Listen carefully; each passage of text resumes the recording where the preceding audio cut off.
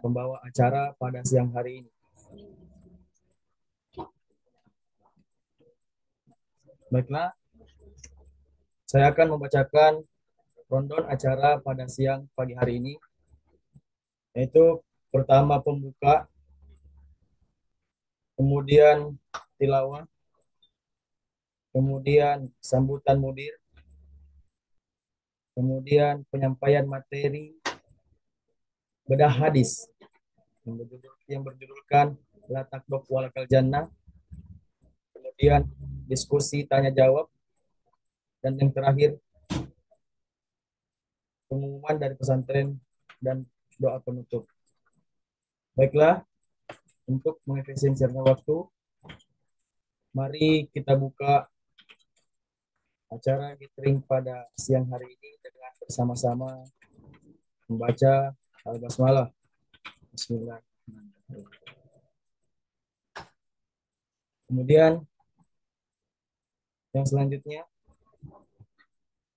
pembacaan ayat suci Al-Quran yang insya Allah akan disampaikan oleh santri pesantren tahfiz Al-Quran dari angkatan 10, yaitu Saudara Razan. Kepadanya saya persilahkan.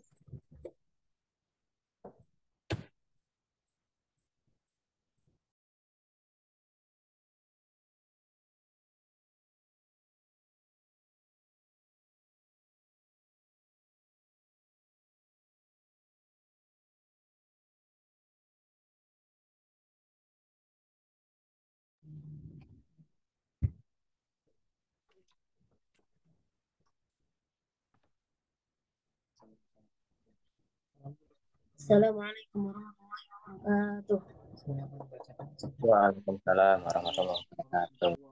Insyaallah saya akan membacakan surat Al-Mulk ayat 1 sampai ayat 12. A'udzu billahi minasy syaithanir rajim. Bismillahirrahmanirrahim. Tabarakalladzi biyadihi al-mulku wa huwa ala kulli syai'in qadir. الذي خلق الموت والحياة ليبلوكم أيكم أحسن عملا وهو العزيز الغفور الذي خلق 7 سماوات طباقا ما ترى في خلق الرحمن من تفاوت فارجع البصر هل ترى من فطور ثم ارجع البصر كرتين ينقلب إليك البصر خاسئا وهو حسير ولقد زينا السماء الدنيا بمصابيها وجعلناها رجوما للشياطين وأعتدنا لهم عذاب السعير وللذين كفروا بربهم عذاب جهنم وبئس المصير إذا هم فيها سمعوا لها شحيقا وهي تفور تكاد تميز من الغيظ كلما ألقي فيها فوج سألهم خزنتها ألم يأتكم نذير قالوا بلى قد جاءنا نذير فكذبنا وقلنا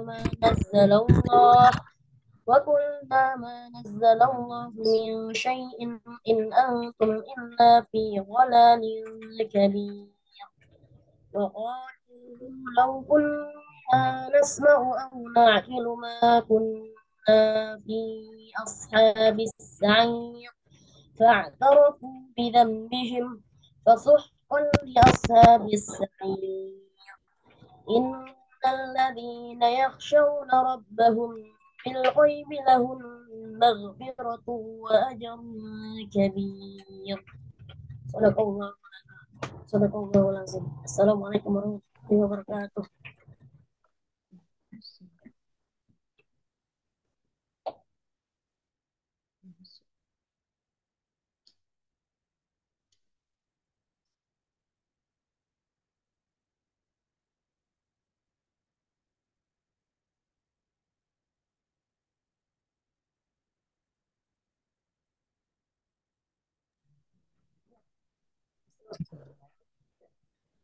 Terima kasih kepada saudara Raza.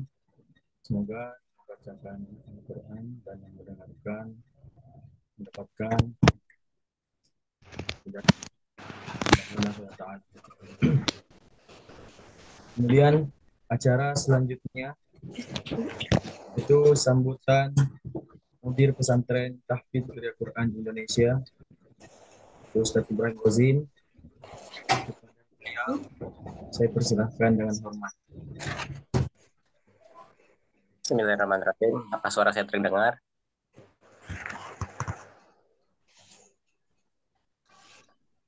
Terdengar tidak suara saya? Terdengar. Terdengar, Ustadz. Baik. Alhamdulillah. Bismillahirrahmanirrahim. Assalamualaikum warahmatullahi wabarakatuh. Waalaikumsalam warahmatullahi wabarakatuh. Alhamdulillahirabbil alamin. Salatu wassalamu ala asrofil anbiya wal mursalin wa ala alihi wa sahbihi ajma'in amma ba'du. Puji syukur kehadirat Allah Subhanahu wa taala dengan limpahan nikmat yang kita terima sampai dengan saat ini kita dapat merasakan iman, nikmat hidup, nikmat sehat yang itu tidak ternilai harganya dan masih banyak nikmat-nikmat yang lain yang bisa kita hitung satu-satu. Dan juga tak lupa salawat serta salam kita junjungkan kepada Nabi besar kita Rasulullah Muhammad Sallallahu Alaihi Wasallam yang telah kita menuntun kita menuju zaman yang terang benderang sebagaimana saat ini. Semoga kita dapat meneruskan senantiasa warisan dakwahnya, risalahnya, sehingga lebih banyak lagi orang-orang yang mendapatkan nikmat menempuh kebenaran. Yang saya hormati Bapak Agus Purwanto selaku Ketua Komite di PT Geria Quran. Kemudian yang saya hormati pula Ustadz kita yaitu Ustadz Ari Maulana LC dari Bogor ya Ustadz. Apa sudah hadir di sini?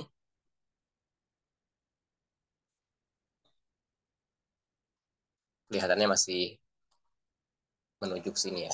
Mudah-mudahan dimudahkan. Selanjutnya yang saya hormati dan banggakan seluruh ustadz-ustadzah yang telah bersama-sama dengan saya juga berjuang di PT Geria Quran ini dan juga seluruh wali santri yang saya banggakan dan saya hormati dan saya cintai. Pada kesempatan ini insya Allah kita kembali bertemu ya Abi, Umi, dan ustadz-ustadzah dalam pertemuan GOTS yang ke-10. Pada GOTS yang ke-10 ini tema yang kita bawa adalah membedah hadis. Jadi lain dengan yang sebelumnya kita membawa sebuah tema tematik, namun pada kali ini kita membawa membedah hadis. Jadi dikhususkan pada sebuah hadis, yaitu hadis la taqdub walakal jannah. Hadis ini sudah banyak dikenali, bahkan adik saya pun yang di TK pun sudah diajarkan hadis ini. Gitu. Diajarkan untuk tidak marah. Nah, dalam hal ini, kenapa kita bawa hadis ini? Kami melihat bahwa itu selalu mengalami perkembangan dan evolusi seperti itu. Buat saya dahulu, mungkin guru-guru itu makanya yang itu ada marah gitu. Banyak yang marah-marah. Banyak yang bersikap tegas gitu, kepada anak-anaknya atau murid-muridnya. Sedangkan di zaman sekarang tidak bisa seperti itu. Kemudian kita melihat dalam sisi di beberapa sisi ya, mungkin banyak perspektif, tapi dari satu perspektif terlihat bahwa ada kemunduran dari sifat ya dari anak-anak generasi saat ini, yang mana tidak sedisiplin yang generasi terdahulu ya, generasi orang tua kami, dan juga banyak pelajaran-pelajaran yang sepertinya tidak didapatkan seperti itu dari guru atau orang tua yang mungkin tidak mengerikan dahulu seperti itu. Jadi dalam hal ini kita akan belajar sebetulnya dari hadis ini marah seperti apa sih yang dimaksud, supaya kita terhindar. Yang penting adalah terhindar dari yang kita khawatirkan saat ini, yaitu adanya anak-anak yang berkelakuan sebenarnya menyimpang seperti itu, tapi terkesan ada pembiaran. Itu yang kita antisipasi adalah hal itu. Karena di lain sisi kita juga mendengar bahwa ada sebuah hadis juga dari Rasulullah SAW bahwa matanya berisi seperti ini, yaitu apabila anakmu berusia 7 tahun, ajaklah untuk sholat. Kalau di usia 10 tahun tidak tidak ingin tidak bisa untuk diajak sholat, maka boleh dipukul seperti itu. Ya kurang lebih seperti itulah. Redaksinya mungkin ada yang lebih baik lagi dari yang saya sampaikan. Mungkin Umi Abi juga sudah pernah mendengar.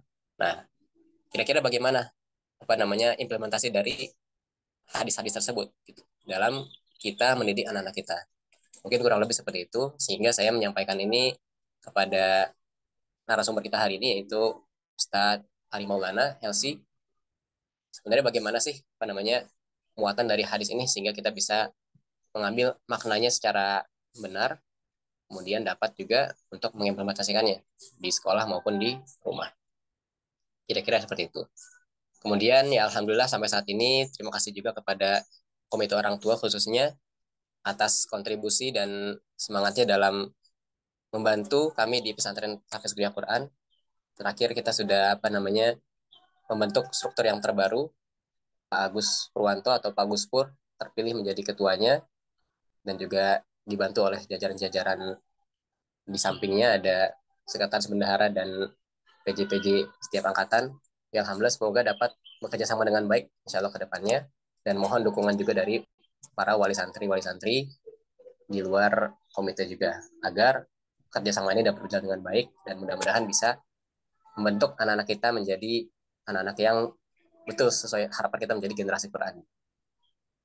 Saya ucapkan selamat datang, terima kasih banyak atas kehadirannya Ustadz Ari Maulana. Jazakallah Ustadz sudah bisa hadir bersama-sama dengan kami di sini. Selanjutnya juga saya ucapkan terima kasih dan semangat buat para asatids yang dari pagi ini sudah rapat, sekarang lanjut lagi untuk ikut kajian. Semoga lelahnya dibalas oleh Allah, surga insya Allah. Dan juga saya mohon izin mungkin tidak begitu intens dalam mengikuti Zoom ini. Kebetulan saya sedang menjalani pelatihan juga.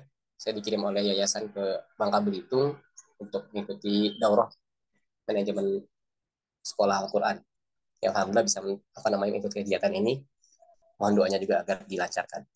Terima kasih atas segala perhatiannya dan atensinya dalam program yang insya Allah baik ini. Kurang lebihnya saya mohon maaf atas segala kurangan. Terima kasih juga kepada Mas MC kita dan Kori kita tadi. Semoga Allah berkahi segala amalnya. Bila itu ada saya cukup saja. Assalamualaikum warahmatullahi wabarakatuh. Waalaikumsalam warahmatullahi wabarakatuh. Terima kasih kepada Ustadz Ibrahim Rozin atas sambutan yang diberikan kepada beliau. Baiklah, kita lanjut acara selanjutnya, yaitu penyampaian materi bedah hadis, yaitu hadis la takdok walakal jannah, yang insya Allah langsung disampaikan oleh guru kita, Ustadz kita, yaitu Ustadz Ari Maulana Hirsi. Kepada beliau saya persilahkan dengan hormat.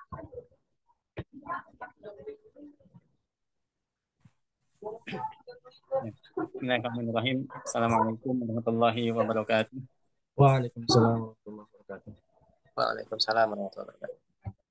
Innal hamdalillah nahmaduhu wa nasta'inuhu wa nastaghfiruh wa na'udzu billahi min shururi anfusina wa min sayyiati a'malina. May yahdihillahu fala mudhillalah wa may yudlilhu fala hadiyalah. Asyhadu an la ilaha illallah wahdahu la syarikalah wa asyhadu anna Muhammadan abduhu wa rasuluh. Allahumma salli wa sallim wa barik ala nabiyyina Muhammad wa ala alihi wa ashabihi wa man tabi'ahum bi ihsanin ila yaumiddin. Amma ba'du. Asatidzah, kemudian ayah dan bunda yang dirahmati Allah Subhanahu wa taala. Alhamdulillah senantiasa kita memuji dan bersyukur kepada Allah Subhanahu wa taala atas nikmat yang Allah karuniakan kepada kita. Hari ini pertama kali ya kita bersua via Zoom ya. Syukron Ustaz Rozin ya, baru kali ini ya kita insya Allah bertemu meskipun via Zoom ya. Mudah-mudahan Allah Subhanahu wa taala berkahi kita, kemudian senantiasa memberikan ridho keberkahannya terhadap apa yang kita lakukan, terhadap aktivitas yang kita lakukan pada siang hari ini. Amin ya Allah ya Rabbal Alamin. Hadirin yang dirahmati Allah Subhanahu wa taala, tema hari ini terkait dengan hadis la taghdab walakal jannah ya. Jadi sahabat Abu Darda, beliau mengatakan bahwa ya Rasulullah, wahai Rasulullah, dullani ala amalin yudkhiluni al jannah. Kata beliau, wahai Rasulullah, dullani ala amalin, tunjukkanlah kepadaku ala amalin, satu amalan ya, yudkhiluni al jannah, yang mana amalan tersebut bisa memasukkanku ke dalam surga. Ya, maka Rasulullah Shallallahu Alaihi Wasallam beliau menjawab, la taghdab walakal jannah. Janganlah engkau marah, maka engkau akan masuk ke dalam surga. Itu hadis yang dari sahabat Abu Ad-Darda ya. Hadirin yang dirahmati Allah Subhanahu wa taala, kemudian terkait dengan al-ghadab ya, marah ini, ada juga hadis yang kalau kita baca kitab Arba'in An-Nawawi ya, Al-Arba'in An-Nawawiyah, 40 hadis ya yang ditulis oleh Al-Imam An-Nawawi rahimahullah, juga ada sama hadis yang berkaitan dengan marah ya. Maka dalam hadis itu riwayat dari sahabat Abu Hurairah. Abu Hurairah radhiyallahu anhu, nama asli beliau Abdurrahman bin Sakhar Ad-Dawsi ya. Beliau meriwayatkan hadis tersebut bahwa anna rajulan, seorang laki-laki, qala lin Nabi sallallahu alaihi wasallam, suatu hari datang kepada Nabi sallallahu alaihi wasallam, berkata kepada Nabi sallallahu alaihi wasallam, kemudian beliau mengatakan, wahai Rasulullah, ausini ya, berilah aku nasihat, berilah aku wasiat ya. Kemudian Nabi Shallallahu Alaihi Wasallam mengatakan, la tagdob, janganlah engkau marah. Farad dadamiraron ya, sampai berulang-ulang ya. Itu ucapan Nabi Shallallahu Alaihi Wasallam, nasihat Nabi itu diulang oleh Nabi Shallallahu Alaihi Wasallam. Kenapa? Karena memang sahabat tadi minta nasihat lagi ya. Setelah Nabi mengatakan la tagdob, janganlah kamu marah. Kemudian sahabat tadi minta nasihat lagi, minta wasiat lagi kepada Rasulullah Shallallahu Alaihi Wasallam. Kembali Nabi mengatakan la tagdob ya, la tagdob. Farad dadamiraron. Jadi berulang kali disebutkan oleh Rasulullah Shallallahu Alaihi Wasallam ya. Maka ini hadis yang berkaitan dengan marah ya, berkaitan dengan marah. Hadirin yang dirahmati Allah Subhanahu wa taala, kalau kita lihat tadi di sini ya, bahwa luar biasanya ya keteladanan akhlak ya, contoh yang diberikan oleh para sahabat ya. Jadi para sahabat itu ketika bertemu dengan Nabi ya, datang kadang minta nasihat ya, minta ilmu ya, minta wasiat. Nah, ini yang harusnya hari ini ada pada diri kita ya, harusnya ada pada diri kita. Kalau lihat tadi sahabat ya datang kepada Nabi ya, wahai Rasulullah, dullani ala amalin ya, yudkhiluni al jannah ya, wahai Rasulullah, tunjukkanlah kepadaku satu amalan yang akan membuatku masuk surga ya. Nabi mengatakan la taghdab walakal jannah. Atau seorang laki-laki dalam hadis yang lain tadi datang kepada Nabi, wahai Nabi, ausini, berilah aku wasiat ya. Maka Nabi mengatakan la taghdab, janganlah engkau marah. Nah, ini akhlak teladan yang dicontohkan oleh salafus saleh, oleh para sahabat ketika kita bertemu dengan guru, dengan seorang alim, ya dengan kiai, dengan syekh, maka harusnya yang kita minta itu adalah ilmu. Yang kita minta itu adalah nasihat. Kenapa? Karena inilah nanti yang akan memberikan manfaat, faidah yang sangat luar biasa untuk kehidupan kita. Ya, khususnya kehidupan akhirat kita ya. Maka ini yang harusnya tadi ada pada diri kita. Itu poin yang pertama ya. Bertemu dengan siapapun, ya guru kita, ya saudara kita, atau siapapun itu, ya orang baik, maka kita minta nasihat. Kenapa? Karena pasti mereka akan memberikan nasihat untuk kebaikan kita. Nah, kalau di zaman hari ini orang ketemu dengan orang terkenal, dengan alim dan lain sebagainya, biasanya bukan minta nasihat ya, bukan minta wasiat, ilmu dan lain sebagainya. Biasanya saya minta foto ya, foto bareng dan lain sebagainya. Nah, harusnya kita ya ketika eh, mempelajari hadis ini, yang mengambil faedah dari hadis ini bahwa ketika bertemu dengan orang yang berilmu, yang guru dan lain sebagainya, yang kita minta itu adalah an-nasihah, yang kita minta itu wasiat ya. Karena itu nanti yang akan memberikan kebahagiaan, manfaat, faedah untuk kehidupan kehidupan kita.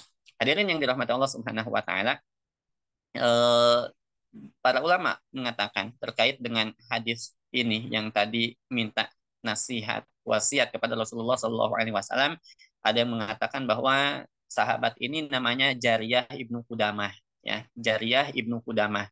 Tapi nanti dalam riwayat yang lain ada juga yang mengatakan bahwa sahabat Sufyan bin Abdullah As-Saqafi, ya, atau dalam riwayat yang lain yang datang kepada Nabi minta nasihat kemudian dinasihati jangan marah itu yaitu Abdullah bin Amr bin Al-As, ya, atau dalam riwayat yang lain, riwayat yang tadi yang pertama hadis yang dibacakan yaitu sahabat Abu Darda, ya. Artinya apa, ya, dari sini kita mengetahui bahwa amalan atau perbuatan minta nasihat, minta wasiat itu tidak hanya dilakukan oleh segelintir seorang sahabat saja, enggak, tapi banyak sahabat. Ya tadi ada Jariyah, Ibnu Qudamah, ada Sufyan bin Abdullah As-Saqafi, kemudian ada Abdullah bin Amr bin Al-As, kemudian ada Abu Darda radhiyallahu anhum, yang mereka datang kepada Nabi kemudian minta nasihat dan Nabi memberikan nasihat la taghdab. Ya. Nah, hadirin yang dirahmati Allah Subhanahu wa taala. Kemudian para ulama mengatakan bahwa meminta nasihat ya itu termasuk minal umur al-mahmudah, ya, termasuk dari perbuatan terpuji kita.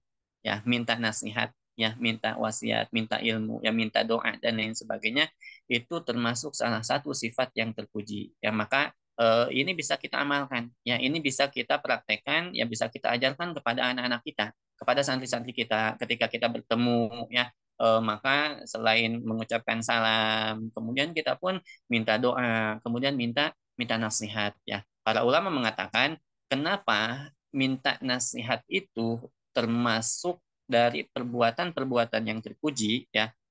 Sebabnya karena al-insan la yubsiru uyubahu, ya. Kebanyakan manusia itu la yubsiru uyubahu. Dia itu enggak tahu aibnya, kecacatan dirinya itu, ya. Maka eh, kita saksikan ya banyak orang yang biasanya untuk melihat kesalahan orang lain itu kan luar biasa, ya. Bahkan dicari-cari kesalahannya, aibnya, cacatnya, itu dicari-cari atau banyak tahu terkait dengan kesalahan aib yang ada pada diri orang lain.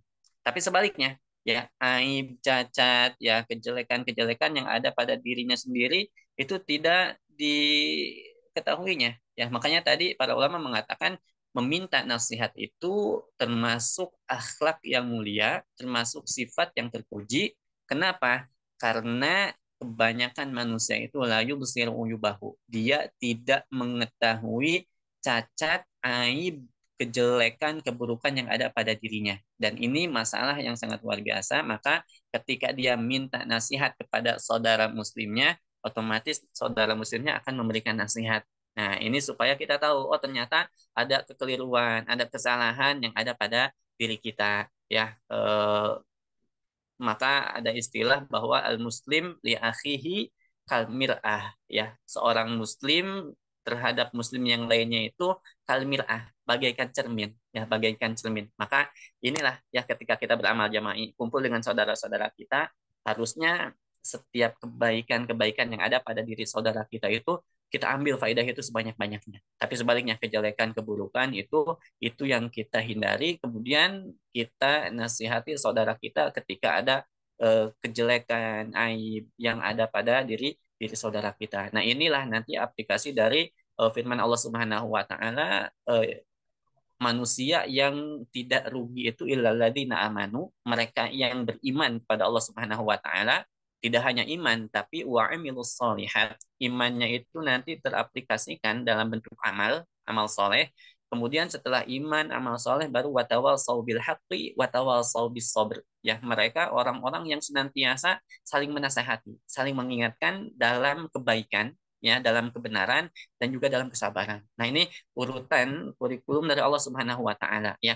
illa ladzina amanu, keimanan terlebih dahulu. Ya, kalau imannya sudah benar, ya sudah jujur keimanannya kepada Allah Subhanahu wa taala, maka apapun nanti perintah Allah, apapun nanti syariat ini, maka dia akan melaksanakannya dengan maksimal, dengan optimal, ya. Itu yang lahir amal soleh dari keimanan, ya. Kemudian kalau sudah iman, amal soleh, ya kenapa amal soleh terlebih dahulu? Nah, orang akan lebih mudah menerima nasihat kita ketika kita semangat melakukan amal soleh.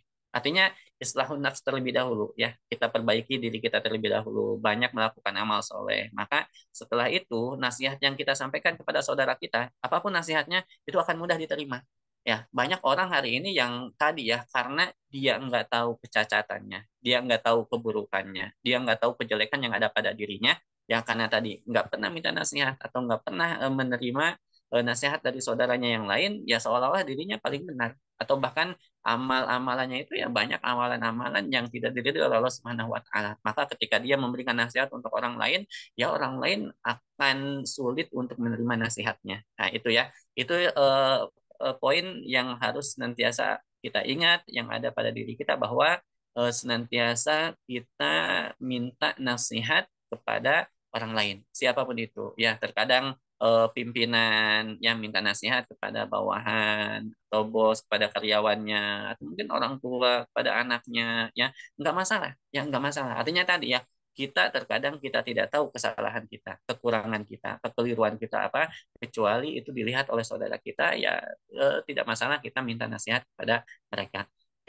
Hadirin yang dirahmati Allah Subhanahu wa taala, terkait hadis tadi, bahwa para ulama mengatakan al-ghadabu gharizah raqabahallahu fi tabi'atil insan, ya, bahwa al-ghadab itu marah, ya. Marah itu sebenarnya ya sifat tabiat yang melekat pada diri manusia, ya.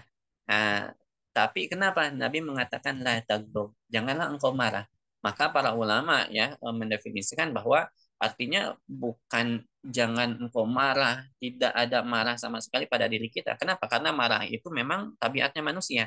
Kalau ada sekarang manusia orang yang dia itu nggak pernah marah, ya justru ini cacat mentalnya. Ya, karena marah itu termasuk fitrah tabiat yang melekat pada diri manusia.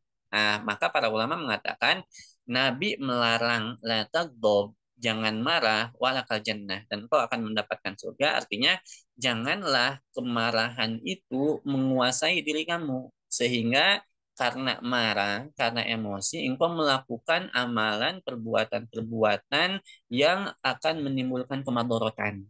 Nah, itu, ya. Jadi bukan jangan kau marah, kita hilangkan marah itu sama sekali pada diri kita, enggak, ya, karena tidak akan bisa, ya. Seorang manusia pasti akan eh, muncul rasa marah pada dirinya. Tinggal tadi bagaimana kita mampu mengontrol, menguasai diri kita supaya amarah yang ada pada diri kita itu tidak menyebabkan kita melakukan hal-hal yang menimbulkan kemadorotan. Ya, contoh orang yang sedang marah, kemudian dia marahnya tidak terkontrol, ya biasanya kan nanti kalau orang yang sampai berkelahi, memukul atau bahkan sampai membunuh, atau pasangan suami istri ketika marah sampai dia itu menceraikan istrinya, ya kemudian nanti setelah redam amarahnya baru dia menyesal telah menceraikan istrinya. Ya sebabnya ini kenapa? Sebabnya karena marah yang ada pada dirinya itu tidak bisa dikuasai, tidak bisa dikontrol, tapi sebaliknya malah amarah itu yang mengontrol, yang menguasai dirinya. Nah, ini yang diajarkan oleh Rasulullah Shallallahu Alaihi Wasallam. Ya, kenapa? Karena marah ini ketika ada pada diri seseorang, kemudian tidak mampu dikuasai, tidak mampu dikontrol dengan sebaik-baiknya, maka bisa jadi amarah itu akan menimbulkan perbuatan-perbuatan yang mengandung murka, azab Allah Subhanahu wa taala. Entah itu membunuh lah, ya, atau menceraikan istrinya, atau memukul dan lain sebagainya. Nah, inilah, ya, maka para ulama menyebutkan bahwa kemarahan itu ya dapat menghantarkan kepada jelekan. Ya, para ulama mengatakan al-ghadabu jima'us syarr. Ya, kemarahan itu akan menghantarkan kepada kejelekan. Ya, tadi hadisnya bahwa Nabi didatangi oleh seseorang, kemudian orang tersebut minta nasihat, ya, maka Nabi mengatakan la taghdab. Janganlah engkau marah. Kalau dada miroron, maka Nabi mengulang-ulanginya, tidak hanya sekali, ya.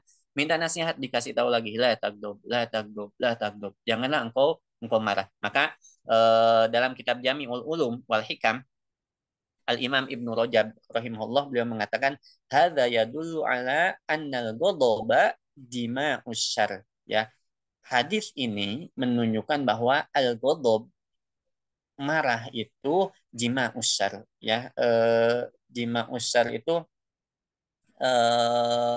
merupakan ya kejelekan, ya, yang kejelekan tersebut ya nanti bisa menimbulkan kemadaratan-kemadaratan yang lainnya, ya. Maka kata Al-Imam Ibnu Rajab rahimahullah beliau mengatakan wa anna taharruz minhu dima'ul khair, ya. Sebaliknya orang yang bisa melawan, orang yang bisa menyelisihi, mengontrol rasa amarahnya itu, maka itu termasuk kebaikan, ya. Itu termasuk kebaikan. Artinya orang yang ketika dia marah kemudian tidak bisa mengontrol amarahnya, maka itu termasuk dari kejelekan yang akan menghantarkan dia kepada kejelekan-kejelekan yang lainnya.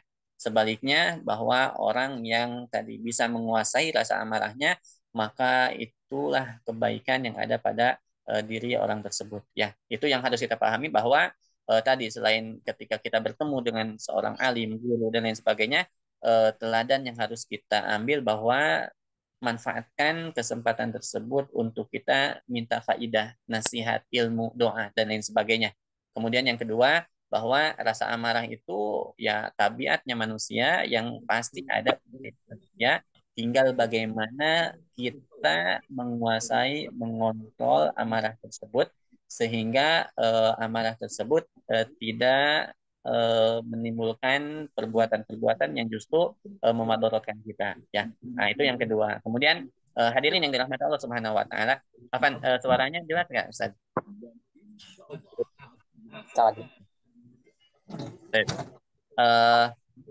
Sekarang tadi ya, yang kita pahami bahwa marah itu kan tabiatnya manusia, ya. Rasul marah nggak? Rasul pun marah, ya. Rasul pun marah. Bahkan Jadi sedih rumah Syekh Muhammad Ali Utsman Mujahid, ya, beliau menulis kitab, ya, Inda ghadiban Nabi Shallallahu Alaihi Wasallam, ketika Rasulullah Shallallahu Alaihi Wasallam marah. Nah, tapi nanti marahnya marah dalam hal apa, ya? Jadi marah itu terkadang harus ada pada diri seorang mukmin, ya. Tapi marahnya marah kepada hal-hal yang memang dibolehkan oleh syariat ini, ya. Bukan malah malah sebaliknya. Karena Nabi pun banyak beliau marah, tapi marahnya beliau, ya, bahkan Aisyah radhiyallahu anha beliau memberikan kesaksian Rasulullah Shallallahu Alaihi Wasallam itu memang, ya, wa inna kala ala khuluqin azim, kalau kata Allah, Nabi itu memang ada pada akhlak yang mulia, akhlak yang baik, ya. Dan Rasulullah Shallallahu Alaihi Wasallam ya paling baik akhlaknya, ya, paling baik akhlaknya.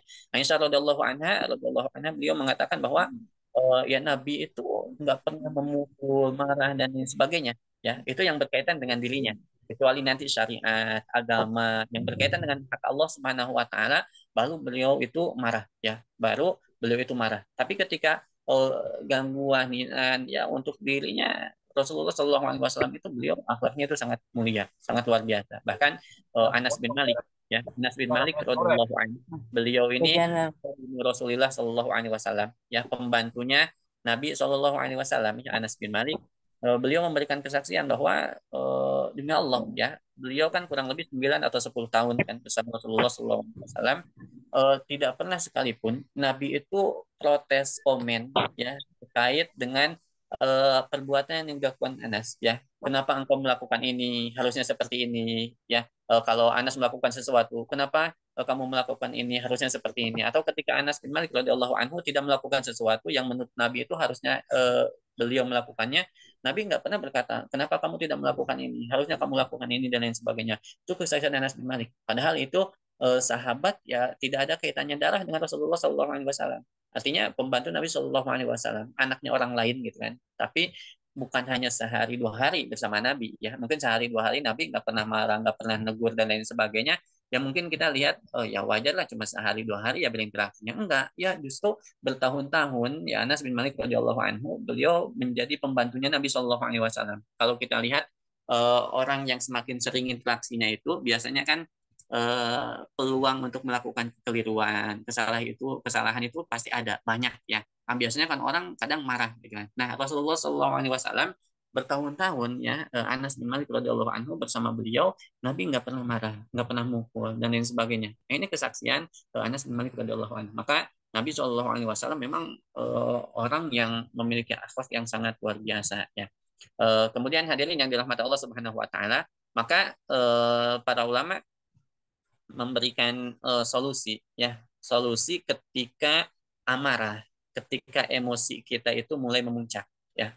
Maka para ulama menyebutkan ada beberapa hal, beberapa poin yang bisa kita lakukan ketika kita itu mulai marah. Ketika kita mulai marah, ya terlebih kita berinteraksi dengan anak-anaknya, ayah bunda mungkin di rumah punya anak, ya atau mungkin rumah tahfidz ini pesantren dan lain sebagainya, asatid ya, ustadz-ustadzah, musyrif-musyrifah gitu. Ketika membersamai santri itu kan ya santri tidak semuanya melakukan hal-hal yang baik ya. Kadang ada kalanya mungkin sulit paham, kemudian kadang sulit menghafal atau kadang melakukan hal-hal yang buruk dan lain sebagainya. Kadang rasa amarah itu muncul. Nah, bagaimana ketika rasa amarah itu mulai datang, ya mulai menguasai dirinya, ya emosi tersebut, ya maka para ulama menyebutkan bahwa yang pertama hal yang bisa kita lakukan bahwa yang pertama kita itu diam, ya, nah, diam. Jadi jangan sampai seseorang ketika dia itu berkata dalam keadaan marah, emosinya itu sedang memuncak, nah, maka hal ini sangat dikhawatirkan kalau dia mengucapkan sesuatu maka besar kemungkinan dia mengucapkan sesuatu yang tidak diridhoi oleh Allah Subhanahu wa taala. Kenapa? Karena kondisinya sedang marah, ya sedang marah, ya marahnya sedang memuncak. Maka tadi yang saya sampaikan, banyak kasus perceraian, ya suami yang menceraikan istrinya biasanya dia menceraikannya itu karena memang dalam kondisi marah. Ya ketika marah, cekcok terus dia enggak diam, ya dia terus berkata, akhirnya apa? Akhirnya jatuh talak. Dia menceraikan istrinya. Setelah reda amarahnya baru dia menyesal kenapa melakukan atau mengucapkan talak tersebut dan lain sebagainya. Nah itu kasus yang sering kita temukan, kita dapatkan banyak orang-orang yang bercerai ya dalam rumah tangganya karena apa? Karena emosi yang tidak bisa dikontrol, amarah yang tidak bisa dikontrol. Maka para ulama mengatakan yang pertama diam. Ketika kita marah berusaha kita diam untuk tidak mengatakan sesuatu. Ya, Abdullah bin Abbas radhiyallahu anhuma beliau mengatakan bahwa Rasulullah Shallallahu alaihi wasallam beliau bersabda wa idza ghadiba ahadukum dan jika salah seorang di antara kalian itu marah falyaskut maka hendaklah dia diam. Nah, maka hendaklah dia diam ya. Ini yang disebutkan solusi yang diberikan oleh Rasulullah Shallallahu alaihi wasallam. Wa idza ghadiba ahadukum falyaskut ya.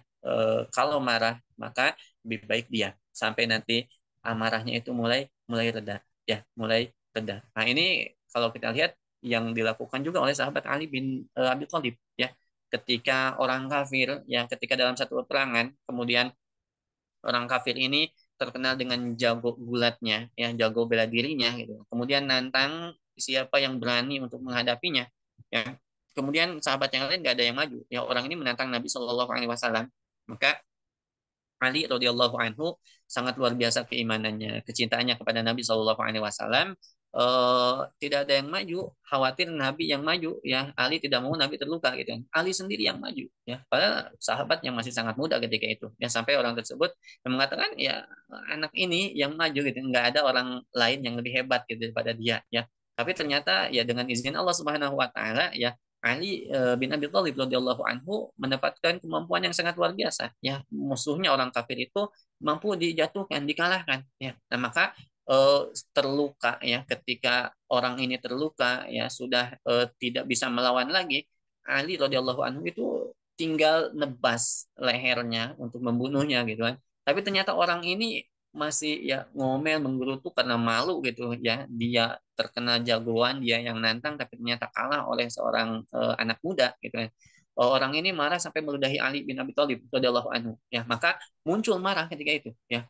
Sampai ketika itu Ali diam ya enggak langsung nebas orang tersebut kenapa ya sampai orang-orang mengatakan ayo bunuh aja gitu kan tinggal ditebas gitu kan tinggal ditebas Ali ternyata diam nggak mau bunuh. Kenapa? Karena marah, ya, emosi itu mulai menguasai dirinya. Artinya kalau pertama Ali radhiyallahu anhu beliau maju untuk berduel dengan musuh ini, yaitu karena Allah Subhanahu wa taala, ya. Tapi ketika dia meludahi mengatakan sesuatu dan Ali mulai marah, khawatir marahnya itu, ya, kemudian dia membunuh orang tersebut, didasarinya bukan karena Allah Subhanahu wa taala, tapi karena amalannya sendiri yang dalam hatinya muncul rasa rasa marah. Nah, ini sahabat yang sangat luar biasa. Nah, maka beliau ya diam, ya, sampai amarahnya mulai reda, baru beliau bunuh, ya. Nah, maka tadi ya, marah itu memang pasti datang pada setiap orang, ya, orang muslim, para mujahid gitu kan.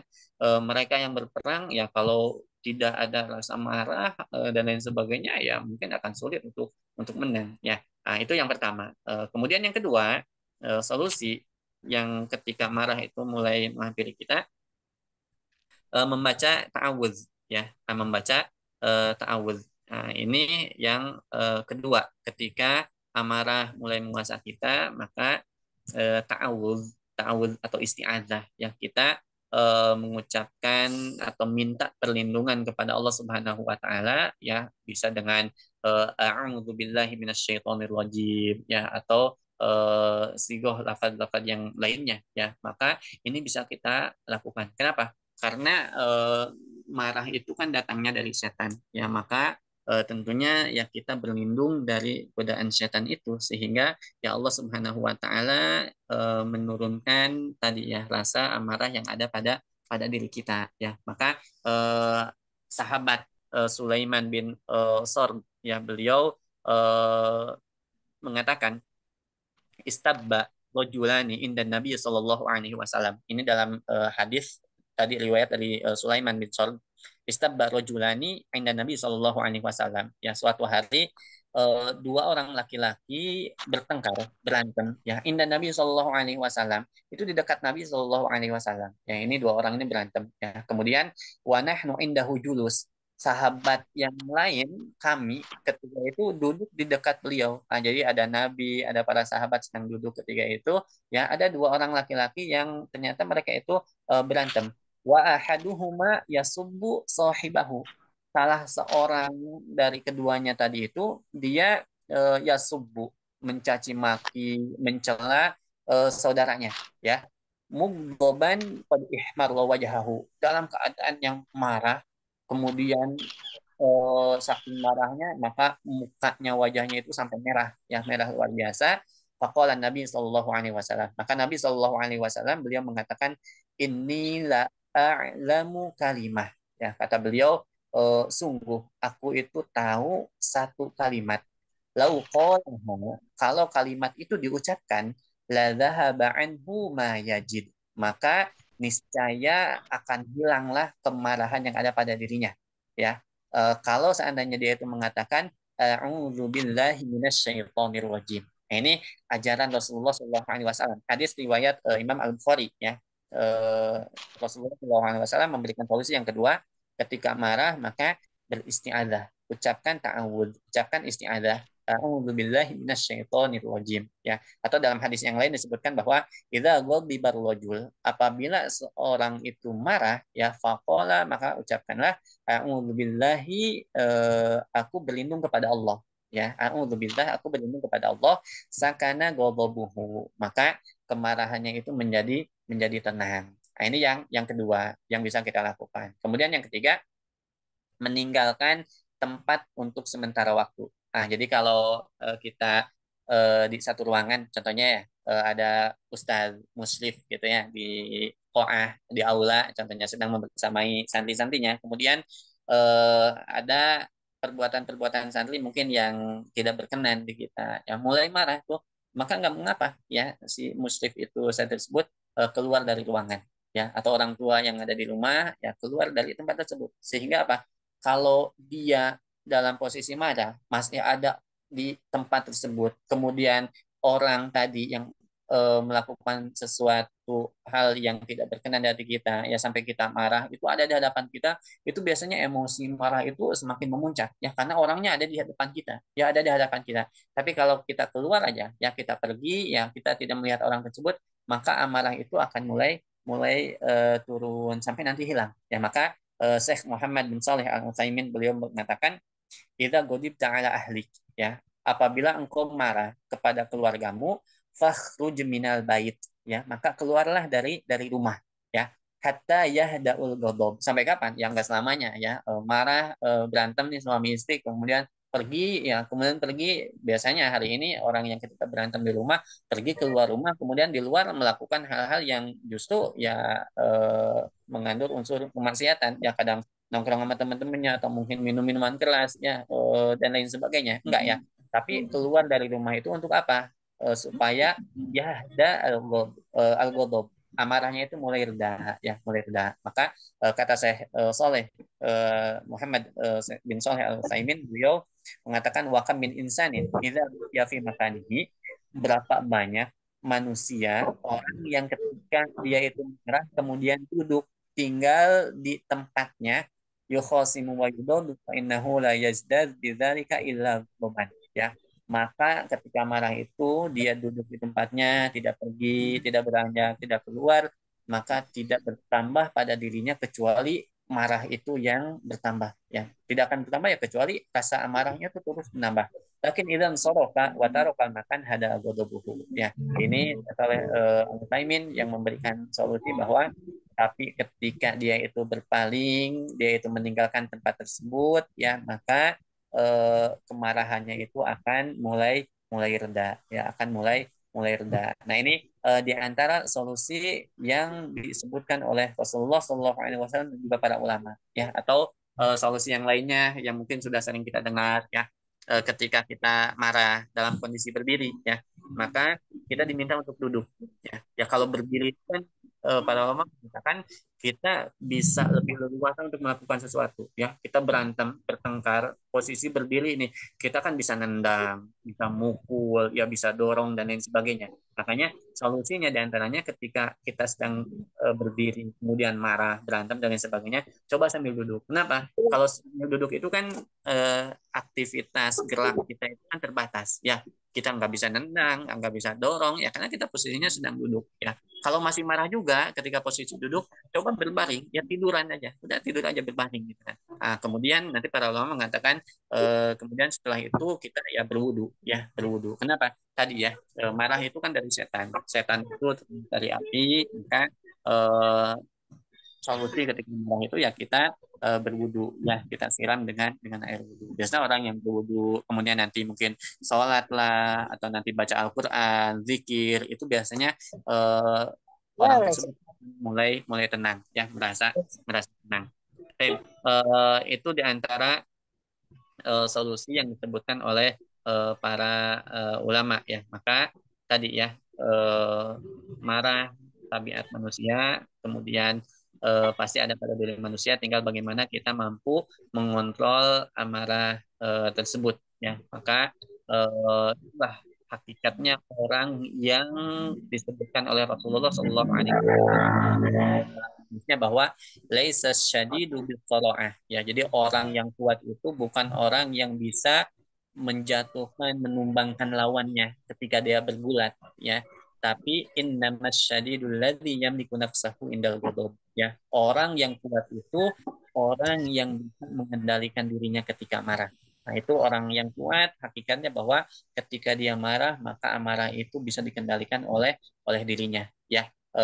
Banyak solusi yang disebutkan para ulama atau dalam Al-Quran pun sama, ya. Wa ya'fu anin nas, ya, kita memaafkan orang lain, ya, itu pun sama akan menurunkan amarah kita, ya, termasuk Rasulullah SAW bersabda, ismah yusmah lak, ya. Kata Rasulullah, maafkanlah, niscaya engkau akan mendapatkan maaf dari Allah, ya. Tadi ketika kita marah, maka berusahalah untuk memaafkan saudara kita, memaafkan orang lain, maka insya Allah Allah pun akan memaafkan kita. Sampai pukul 14, ya, 3 menit lagi, ya, 2 menit lagi, insya Allah.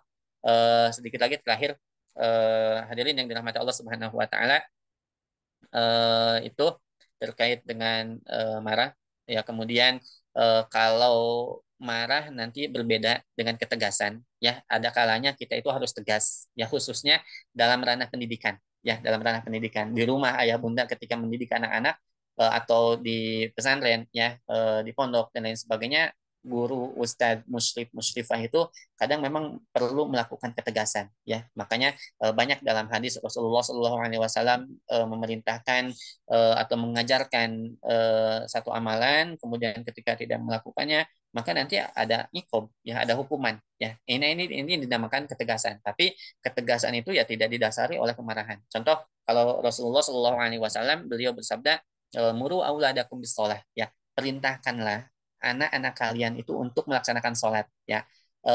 Wahum abna usab asinin, ketika mereka itu umurnya 7 tahun, 7 tahun ya. Kemudian 7 tahun diajarkan sholat, nasihat ilmunya secara bertahap dan lain sebagainya.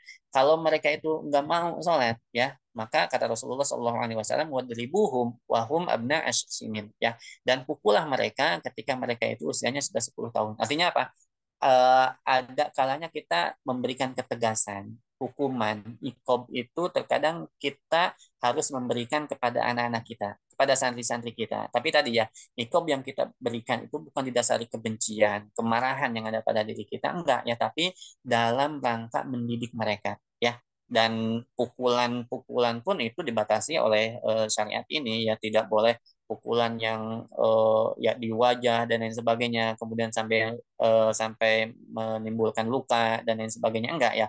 Hukuman-hukuman ya yang diberikan ya tadi ya, ketegasan dalam rangka memberikan nasihat kepada anak kita, kepada santri kita ya. Dan termasuk tadi terakhir bahwa kenapa Nabi menyebutkan ajarkan sholat contohnya 7 tahun, kemudian dipukul dihukum ketika umur 10 tahun. Artinya ada 3 tahun yang proses tahapan ini tidak boleh kita lewatkan. Artinya kita berhak menghukum anak kita, menghukum santri kita, tapi hak mereka, hak anak kita, hak santri kita harus kita berikan terlebih dahulu ya. Tahapan pembelajarannya, ilmunya itu kita nasihat-nasihat itu kita sampaikan kepada anak kita. Jangan sampai kita nasihati enggak, ngasih ilmu enggak gitu kan. Kemudian dekat sama anak-anak kita enggak, ketika mereka melakukan kesalahan kemudian kita langsung menghukum mereka enggak ya. Nah, maka anak-anak itu biasanya ya patah, marah dan lain sebagainya. Kenapa? Ya karena ilmu pendekatan dan sebagainya itu belum mereka dapatkan dari kita. Maka inilah peran orang tua, peran guru sebagai pendidik ya, interaksi dengan anak-anak itu ya, maka harus bangun interaksi ya, kedekatan, lemah lembut dan lain sebagainya. Kalaupun harus mengikob, kalaupun harus menghukum, maka pastikan bahwa si anak itu paham bahwa gurunya tidak marah, tidak benci, tapi ini ikob hukuman supaya mereka mendapatkan pelajaran. Kemudian si anak harus paham kesalahannya apa, ya. Kemudian guru pun sama yang memberikan hukuman ikob itu tidak dasar kebencian dan lain sebagainya. Wallahu a'lam bishawab, ya itu sedikit yang bisa disampaikan. Mohon maaf jika ada kekurangan. Silakan jika ada pertanyaan atau sharing ya mau didiskusikan. Wallahu a'lam bishawab. Dan terakhir mungkin ayah bunda ustadz nanti bisa baca ada bagaimana kelembutan-kelembutan akhlak Nabi Shallallahu Alaihi Wasallam, kitab Khamsuna Mauqifan Nabi Shallallahu Alaihi Wasallam. Ada 50 sikap interaksi Nabi bersama anak-anak itu seperti apa. Nah itu banyak pelajaran faedah yang bisa kita ambil ketika kita membersamai anak-anak kita, santri-santri kita. Allah alam bisawab. Tafadhol, saya kembalikan kepada MC. Oke, terima kasih kepada Ustadz Maulana Kasih atas penyampaian materi dan beberapa tips dan Ustadz tadi. Oke, semoga kita dapat bisa. Semoga kita dapat. Suaranya kurang jelas. Halo, bisa didengar? Cek. Semoga kita semua dapat mengambil pelajaran yang telah disampaikan.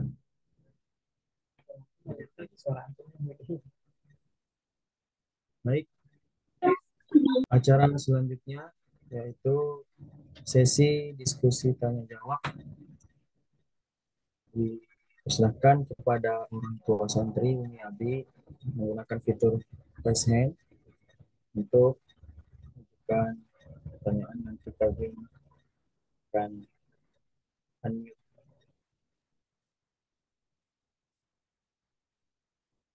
Silakan pada Abi yang Maaf, suara MC kurang jelas, kurang dekat dengan mic-nya sepertinya.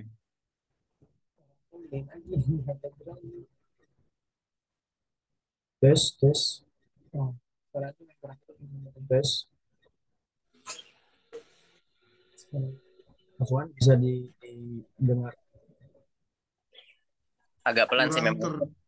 Mungkin Kurang mesti terdengar dengan baik. ganti perangkat kali ya, Dewa. Nah, sambil nunggu, Ustadz, mungkin saya ingin bertanya nih. Tadi 50 sifat Rasulullah itu bisa dipelajari dari mana, Ustadz?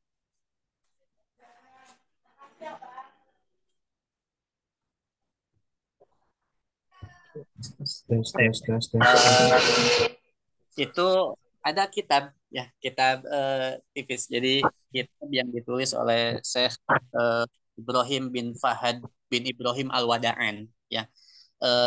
Judul kitabnya itu Khamsuna Mauqifan bin Nabi Sallallahu Alaihi Wasallam As-Sigor. 50 sikap, 50 interaksi Nabi Sallallahu Alaihi Wasallam bersama anak kecil. Jadi Syekh Ibrahim Al-Wada'an ini menulis kitab ini hadis ya. Jadi ini hadis yang isinya itu interaksi Nabi dengan sahabat-sahabat kecil. Nah, sahabat-sahabat kecil. Hadis pertama baru nanti disebutkan faidahnya. Hadis kedua faidahnya ya. Itu kitab Khamsuna Mauqifan Nabi Sallallahu Alaihi Wasallam At-Sigor. Tapi untuk terjemahnya kayaknya belum ada deh. Adanya ya masih bahasa Arab ya, masih bahasa Arab. Ditulis oleh Ibrahim Tapi itu saja. Oke. Kita sekali praktek. lagi kepada orang tua santri yang ingin bertanya kepada Ustadz, silakan menggunakan fitur raise hand. Insya Allah kami operator akan unmute. Silahkan, ada kesempatan untuk bertanya bagi Umi Abi atau Ustadz Ustazah, mungkin ada yang mau bertanya. Tapi waktunya kita batasin nih, Umi. Kita hanya sampai jam 14.15 untuk sesi diskusi. Jadi satu pertanyaan maksimal 1 menit untuk bertanya.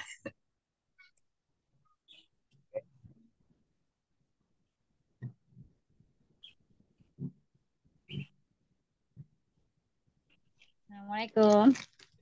Waalaikumsalam. Waalaikumsalam. Ustadz, saya mau bertanya boleh? Ya. Boleh, Bu. Ya. Jadi saya dari Rawamangun ya. Saya mau bertanya Ustadz masalah apa? Saya tadi dengarnya, ini saya baru datang tadi, tinggal sebentar karena ada itu ya, keluar sebentar penting. Dan tadi saya dengar materi yang pertama aja sih, yang awal-awal. Itu yang saya mau tanyakan adalah kasus ya Ustadz. Kasus gimana kalau, kan tadi tentang marah ya Ustadz. Kalau misalkan dalam kondisi, kayak misalkan saya ini kan ada pengajian gitu ya, di sebuah pengajian, terus lingkungan itu sudah tidak nyaman gitu. Maksudnya ada yang marah gitu ya, ini kan dalam marah ya. Terus ketika ditegur, orang itu ketika ditegur berkali-kali nggak mau jawab, terus nggak mau salaman duluan gitu ya. Kita udah cukup bersabar gitu ya ngadepin orang itu. Terus bagaimana ya tindakan kita? Apakah tetap bersabar ataukah meninggalkan itu gitu loh, mencari tempat lain yang lebih nyaman di hati gitu ya, karena kan terkait dengan hati gitu ya, ketika waduh ketemu dia lagi gitu kan, kayaknya kemarin udah bahagia pas denger jadwalnya ngaji ya, jadi tiba-tiba lemes gitu, nggak semangat gitu ya, jadi kayaknya mempengaruhi suasana hati, terus takutnya sia-sia gitu datang ke situ karena hati itu masih ada rasa marah, ngedumel gitu ya. Maksudnya jadi nggak bahagia gitu Ustaz. Gimana ya? Mohon pencerahannya. Assalamualaikum warahmatullahi wabarakatuh. Barakallahu fiik, Bunda, atas pertanyaannya. Ini memang ya, al-ghadab, marah itu memang ini berkaitannya dengan akhlak ya, dengan akhlak. Tinggal nanti kita pertimbangkan maslahat madorotnya sebenarnya ya. Ketika tadi ya, makanya ini nanti kaitannya juga, karena akan selalu berkaitan nanti keimanan, ibadah sama akhlak itu ya, dan pondasinya itu pasti keimanan ya. Maka contoh hadis Nabi Shallallahu Alaihi Wasallam, man kana yu'minu billahi wal yaumil akhir. Barang siapa yang beriman kepada Allah dan hari akhir, ya, falyakul khairan aw liyasmut. Nah, diawali dengan barang siapa yang beriman kepada Allah. Kemudian katakanlah ucapan yang baik atau lebih baik diam. Wa man kana yu'minu billahi wal yaumil akhir falyukrim jarahu, ya. Barang siapa yang beriman kepada Allah dan hari akhir, maka muliakanlah tamunya, atau falyukrim jarahu doifahu, ya, muliakan tetangganya. Nah, ini pun syariat. Jadi dalam syariat itu kan memang tadi, ya, eh, interaksi kita itu tidak hanya kepada Allah. Ada yang namanya hablum minallah, ya. Interaksi kita, hubungan kita dengan Allah Subhanahu wa taala, ibadah kita kepada Allah Subhanahu wa taala. Ketika ibadah dengan akhlak terbaik, ya, tentunya didasari keimanan, itu memang harus maksimal. Tapi sebagai makhluk sosial memang kita, hubungan kita dengan sesama pun harus baik juga, ya. Tadi kalau dasarnya keimanan, ya, insya Allah tetangga, tamu, siapapun, ya, kita akan melahirkan sikap terbaik dalam diri kita. Kalau tadi semua yang kita lakukan itu didasari keimanan sebagai pondasi, ya, sebagai pondasi yang ada pada diri kita, gitu kan. Namun ada kalanya tadi, ya, ketika interaksi kita mungkin kita bersikap baik, nyapa, negur dan lain sebagainya, ya, kepada tetangga kita, tapi ternyata sifat mereka atau sikap mereka mungkin masih kadang tidak berkenan di hati kita, ya.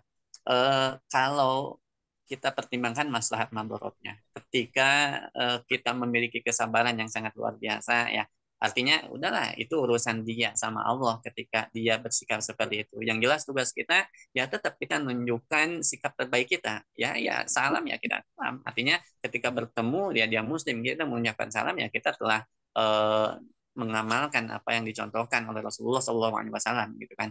Adapun nanti dia mau terus lah, mau nggak jawab dan lain sebagainya, itu kan urusan dia sama Allah, ya. Kalau memang tadi, ya, idealnya seperti itu, ketika kita memiliki kesabaran seperti itu.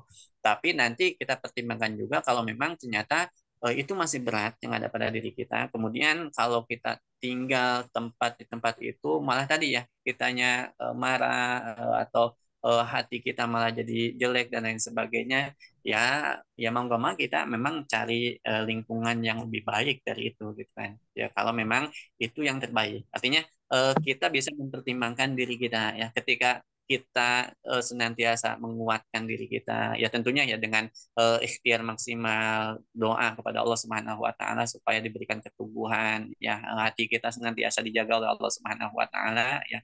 Maka kita mampu bersabar menghadapi orang tersebut, yang gak ada masalah sebenarnya. Itu urusan dia sama Allah, gitu kan. Tapi tadi, ya, kalau ternyata hati kita masih lemah, kaku, gitu kan, khawatir malah justru kita yang terkena dosa, maksiatnya, gitu kan, hati kita jadi kotor dan lain sebagainya, ya, kalau kita bisa menemukan tempat yang lebih baik dari itu, ya, nggak masalah, ya, gitu. Itu Bunda, ya. Makanya dibantu juga, ya, kita senantiasa doa sama Allah, ya, muqallibal qulub, ya, sabit qulubana ala dinik, ya. Allah pemilik hati, ya muqallibal qulub, wahai Tuhan Allah yang maha membolak-balikan hati, sabit qulubana, ya, kuatkanlah, kokohkanlah hati kami, ya, ala dinik, supaya ada senantiasa dalam agamamu, ya, hati kita, hati saudara kita, ya. Atau doa-doa yang lainnya, Allahumma alif baina qulubina, ya Allah, lembutkanlah hati-hati kami, kama alafta bainal muhajirin wal ansor, sebagaimana engkau lembutkan juga hati kaum muhajirin dan juga ansor yang awalnya bertikai dan lain sebagainya, tapi didasari oleh keimanan, ya, yang diajarkan oleh Rasulullah SAW, kan menjadi sahabat yang sangat luar biasa, ya, muhajirin dan juga ansor, mereka bisa bersatu. Tapi ketika keimanan kokoh, artinya tadi, ya, keimanan apapun itu nanti amalannya berkaitan dengan akhlak atau berkaitan dengan ibadah, keimanan dalam hati kita itu yang memang senantiasa kita kokohkan, ya. Kalau pondasi keimanan kita kokoh, apapun yang dibangun di atasnya, baik itu ibadah ataupun akhlak, ya, insya Allah akan terasa lebih ringan. Allahu a'lam bishawab. Itu mungkin Bunda, ya, yang bisa saya jawab.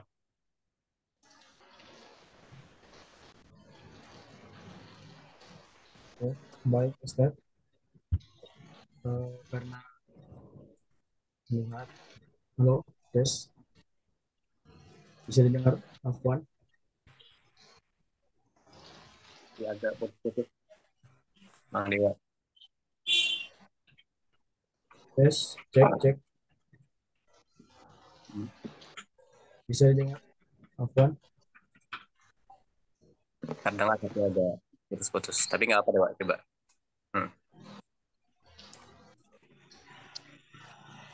Oke, diberikan melihat waktu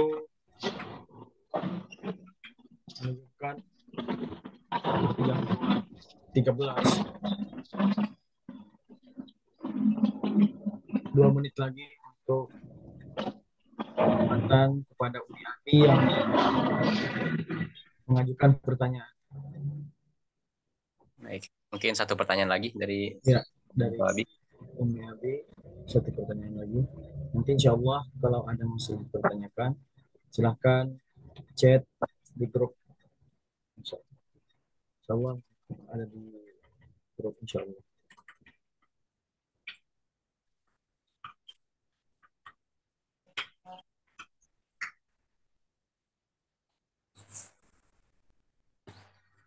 Sudah cukup sepertinya. Mungkin sudah cukup. Ya. Oke, baik Umi Abi, kami lanjut ke acara berikutnya yaitu penyampaian dari Ketua Komite PTQ Geria Quran yaitu Bapak Gospur. Kepada beliau saya persilahkan dengan hormat. Ya. Bismillahirrahmanirrahim. Assalamualaikum warahmatullahi wabarakatuh. Waalaikumsalam. Warahmatullahi wabarakatuh. Rabbi srahli wa yassirli amri wahlul 'uqdatam min lisani yafqahu qawli. Asyhadu an la ilaha illallah wahdahu la syarika lah wa asyhadu anna Muhammadan abduhu wa rasuluh. Amma ba'd. Pertama-tama puji syukur kehadirat Ilahi Rabbi, akhirnya dengan kemudahan-kemudahan yang Allah berikan, acara gathering orang tua santri yang ke-10 ini bisa berjalan dengan baik. Salawat serta salam kita aturkan kehadirat junjungan kita Nabiullah Muhammad Sallallahu Alaihi Wasallam. Kemudian terima kasih juga kepada Mudir PTQ Geria Quran Ustadz Rozin yang saat ini sedang bertugas di Bangka Belitung. Kemudian kepada seluruh staf, pengajar, asatidz, asatiyah, wabil khusus guru kita yang sudah memberikan materi kepada kita semua pada hari ini terkait latakdob dahulal jannah. Mudah-mudahan apa yang sudah disampaikan tadi bermanfaat buat kita semuanya. Amin, Allahumma amin. Wabil khusus buat saya pribadi. Baik, Bapak Ibu sekalian yang dirahmati Allah, izin kepada moderator untuk bisa ditampilkan slide-nya. Baik.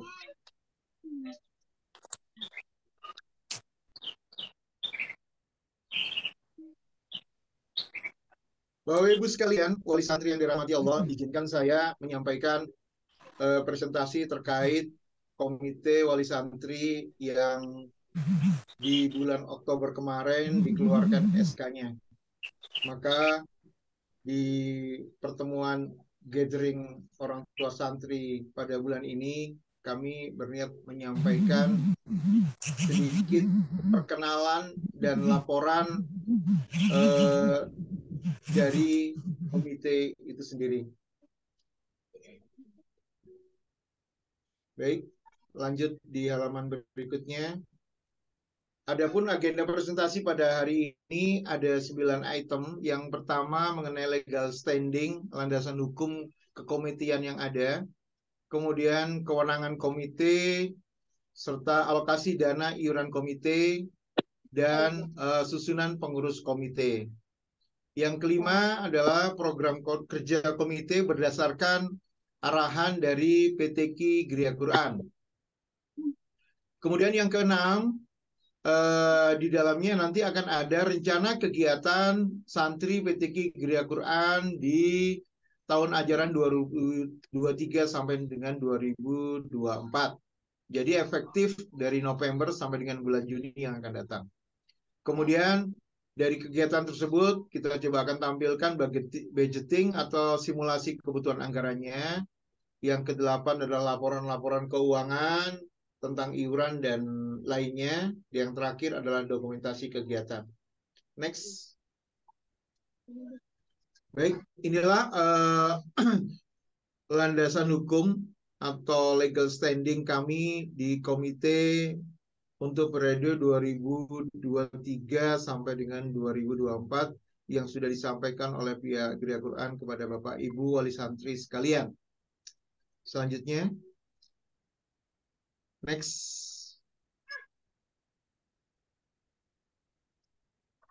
Nah, adapun di dalam SK tersebut, kewenangan kami selaku komite adalah bertanggung jawab dalam pengelolaan dana iuran komite orang tua santri dan melaporkannya hasil perolehan serta pengalokasiannya setiap bulan di WA Group wali santri setiap angkatan. Namun insya Allah dalam setiap GOT juga akan kami update supaya selain dari report di WA Group tersebut.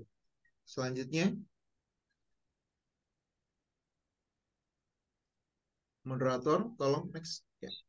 Adapun alokasi dana komite sesuai dengan arahan dari PTQ Gereja Quran ada 4, yaitu yang pertama membantu kegiatan program insidental di pesantren, kemudian membantu program Badan Eksekutif Santri Tahfiz atau mungkin kalau di kampus BEM gitu ya. Yang ketiga membantu kegiatan ekskul di pesantren. Dan yang keempat, membantu pengadaan fasilitas yang disepakati untuk menunjang keberlangsungan pembinaan Guru di kelihatan. pesantren. Baik, lanjut. Next, tolong. Nggak usah dibalikin. Ya. Adapun susunan pengurus komite wali santri periode 2023 sampai dengan 2024 ini adalah ketuanya saya sendiri, Agus Purwantoro. Kemudian wakilnya Pak Yudi Pastawijaya. Kemudian sekretarisnya adalah Ibu Jamila. Kemudian bendahara Ibu Susilawati. Dan di PJ Humas Angkatan 9 Bu Jamila merangkap di situ. Ada PJ Humas Angkatan 10 Ibu Alfia Husnawati Bahrun. Kemudian PJ Humas Angkatan 11, Bapak Yudi Pastawijaya merangkap sebagai Wakil Ketua. Dan PJ Kegiatan, Gus Fernandes. Next. Mudah-mudahan sudah pada kenal ya. Ya, insya Allah sudah pada banyak kenalan. Dari tahun lalu kebetulan semakin besar ya. Ya, ini adalah program kerja yang coba kami simpelkan, tampilkan di sini. Untuk di bulan November ini, menerima penerbitan SK komite, kemudian kita coba susun proker seperti yang ada Bapak Ibu sampai lihat bersama di sini. Kemudian pada kesempatan ini juga kami sampaikan presentasi atau sosialisasi perdana ke wali santri tentang kekomitean. Kemudian nanti akan ada peringatan Hari Guru dan monthly regular activity, ada kegiatan rutin dari santri-santri PTQ Gereja Quran. Begitu juga nanti di Desember ada kegiatan Hari Ibu, kelas meeting, dan ziyadah. Selain itu,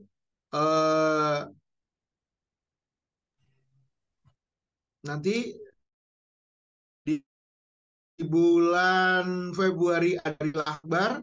Kemudian kami berharap di bulan April sudah disiapkan nanti untuk suksesi komite ya. Untuk periode 2024-2025. Kemudian yang terakhir di bulan Juni nanti adalah kegiatan subsidi santri yatim, kemudian berakhirnya masa kepengurusan dan penyampaian LPJ. Demikian mengenai program kerja kita. Kemudian bisa selanjutnya ditampilkan slide-nya.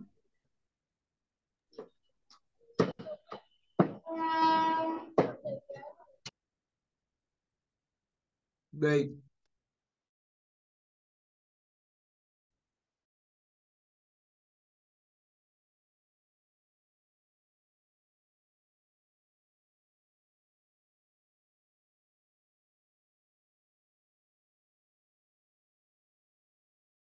Ada Qiyamul Lail Akbar.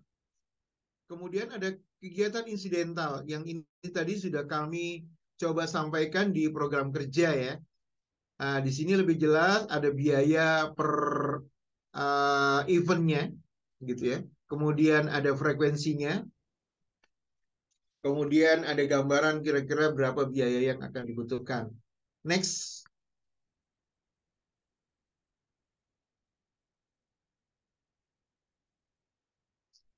Moderator tolong saya. Next.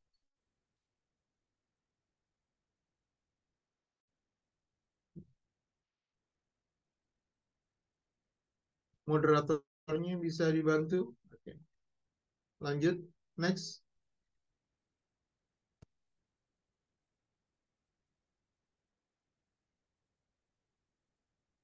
Moderator.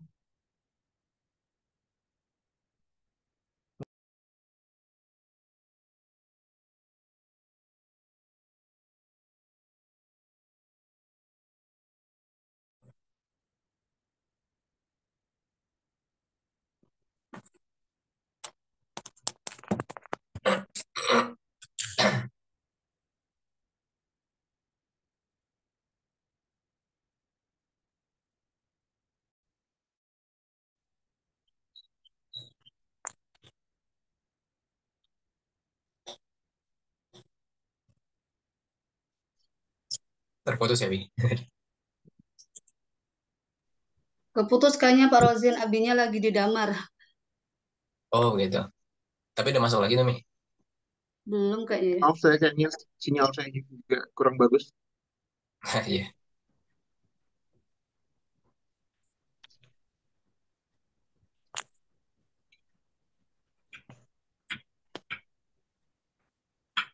Tes. Oke, baik. Hmm.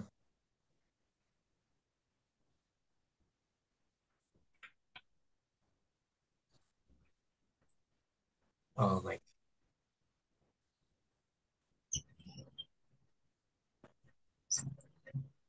Masalah sinyal ya.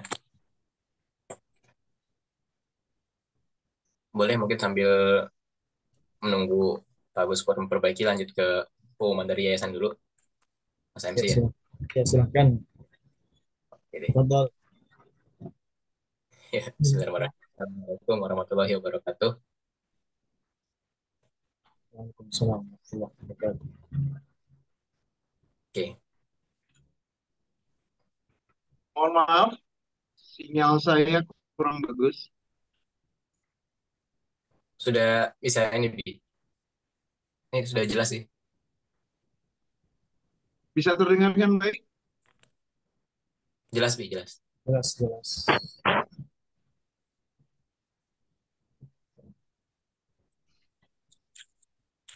Ustaz Rosin, apakah terdengar dengan baik? Sangat jelas, Ustaz. Abi. Oke, Alhamdulillah. Baik. Eh, saya lanjutkan. Dari paparan tadi, kita mencoba membuat simulasi kebutuhan anggaran. Per bulannya akan kelihatan. Misalkan di bulan November itu ada dibutuhkan dana sekitar 7.110.000 rupiah sampai dengan bulan Juni. Sehingga average-nya itu muncul di angka 5.880.000 rupiah kebutuhannya ya. Dan total biayanya sekitar 46.880.000 rupiah.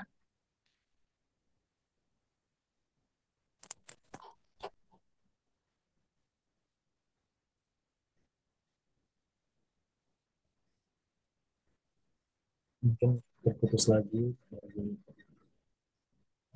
Maaf ya, saya matikan.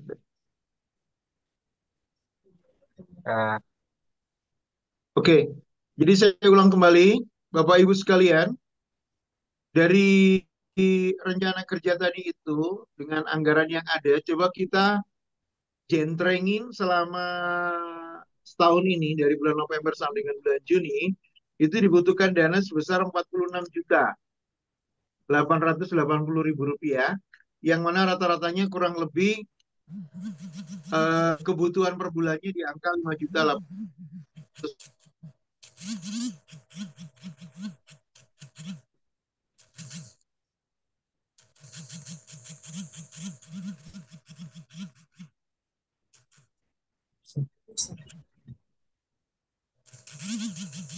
untuk Ustadz Ali mau ketika ada acara lain, itu silahkan.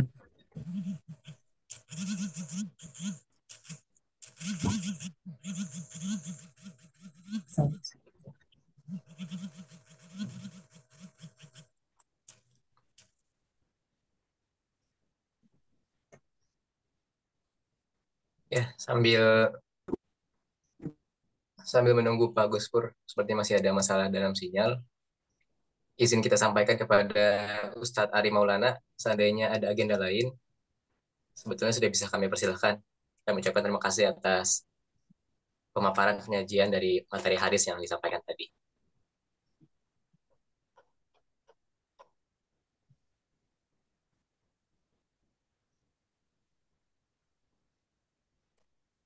Baik.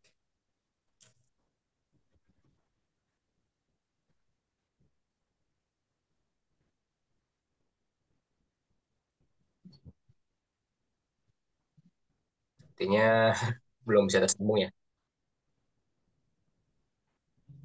Dari paparan barusan mungkin ada yang mau ditanyakan dulu, Abi dan Umi.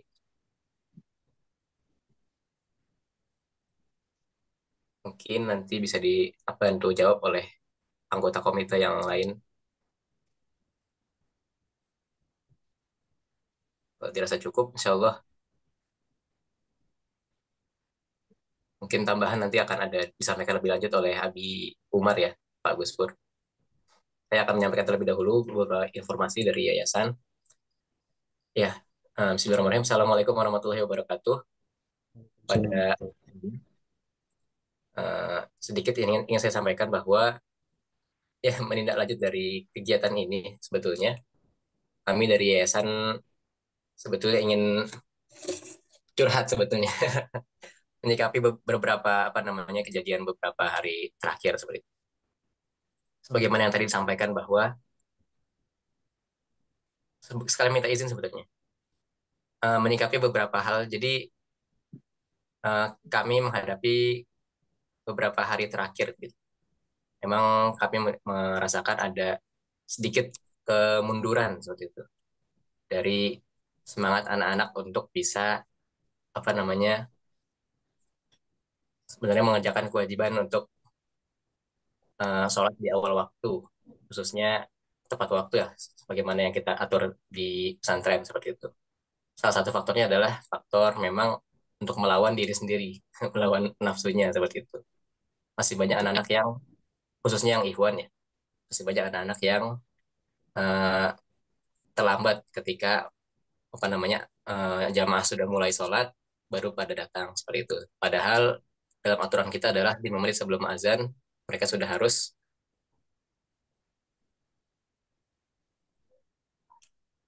mereka sudah harus berada di masjid. Nah, salah satu apa namanya upaya yang sudah kita jalankan adalah kita sudah bekerja sama dengan seluruh anak, kemudian kita juga sudah membuat beberapa kesepakatan. Maka dengan itu kami mohon izin, insya Allah, apa namanya kita bertindak seperti ini bukan dalam bentuk kemarahan, sebagaimana yang tadi disampaikan oleh Ustadz Ari Maulana, tapi sebagai bentuk perhatian kita, sebagai bentuk kita tidak ingin membiarkan ini berlarut-larut seperti ini.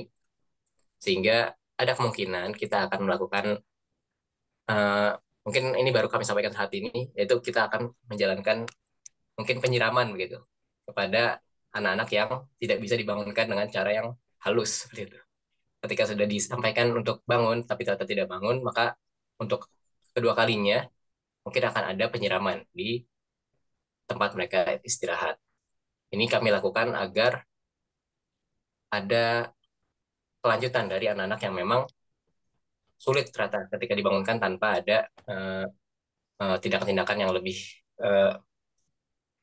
mungkin lebih mengena ke apa namanya ke hatinya seperti itu. Kalau cuma ucapan-ucapan saja atau ditepuk-tepuk kadang-kadang masih susah. Jadi mungkin memang harus disiram. Jadi itu yang ingin saya sampaikan pertama supaya apa namanya tidak ada mispersepsi di antara pesantren dan juga dari orang tua santri. Kemudian yang kedua, ini ada masukan-masukan sebetulnya dari beberapa wali santri, khususnya dari angkatan-angkatan sebelumnya, bahwa ada beberapa wali santri yang menginginkan dan santri yang menginginkan untuk lanjut di Geria Quran, dikarenakan ada target hafalannya memang belum selesai, ataupun memang belum ada pilihan lain selain di Geria Quran.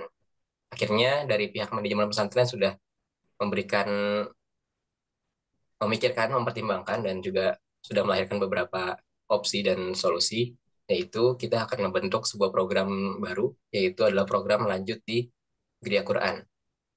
Program lanjut di Geria Quran ini adalah eh, kurikulum baru sebetulnya. Kita mempersiapkan kurikulum untuk tahun keempat sampai dengan tahun keenam. Jadi ini khusus bagi anak-anak yang memang sudah berkeinginan, sudah yakin untuk melanjutkan di Geria Quran.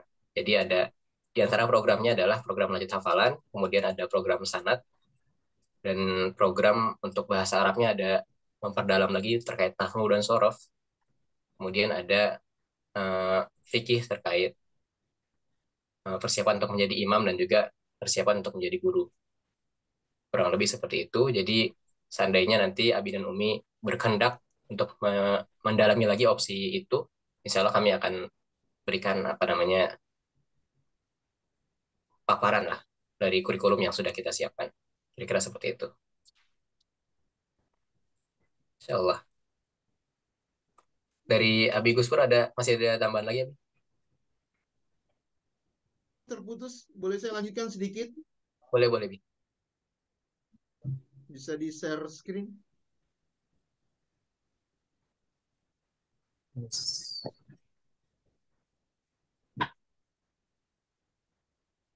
Iya. Terima kasih. Jadi Bapak Ibu sekalian, di sini kita bisa lihat bersama kebutuhan kita sampai dengan akhir tahun mata pelajar tahun ajaran itu dibutuhkan anggaran sebesar 46.880.000 rupiah. Sehingga rata-ratanya kurang lebih di angka 5.860.000. Next. Ya. Kita coba bersimulasi. Kita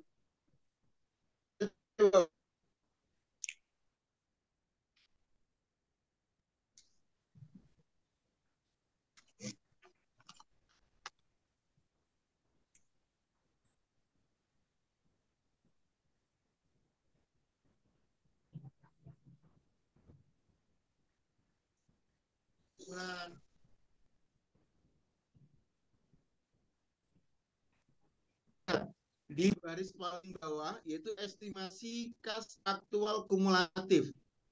Maka mulai dari bulan Desember sampai dengan bulan Juni kita akan ada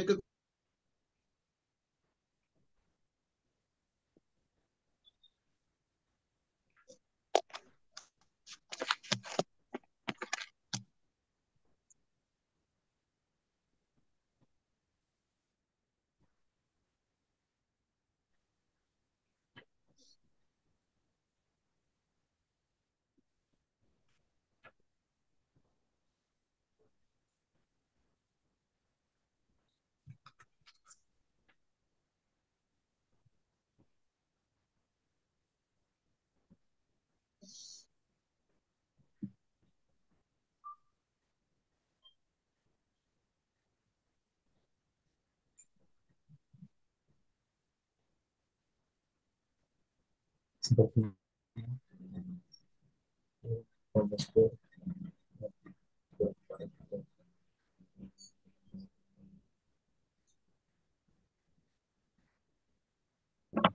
dari Ustaz Ibrahim Azim ada tambahan lagi.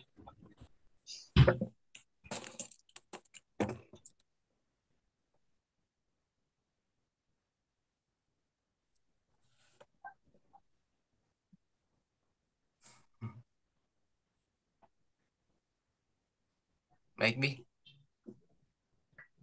Suaranya belum masuk, Bi. Nah, oke. tes 1, 2, 3. Masuk, Terdengar, Bi. Ustaz? Ya. Halo. Halo. Alhamdulillah. Halo. Masuk. Tes. Semoga lancar insya Allah kali ini. Apakah terdengar? Terdengar jelas, Abi.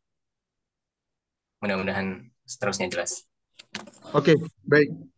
Maaf saya ulangi lagi. Dengan simulasi 80% capaian iuran kas komite itu merefer dengan kebutuhan yang ada, maka per Desember sampai dengan bulan Juni itu kita akan minus. Baik, next slide. Minta tolong, next slide. Baik, jika dengan target 100%, yang ini juga tentu nggak mungkin karena akan ada lebih dari satu orang putra-putri Bapak Ibu sekalian yang ada di Qira Quran. Namun kita ini sekedar simulasi. Apabila kita menggunakan target 100%, maka minusnya hanya angka di bulan Desember dan di bulan Februari.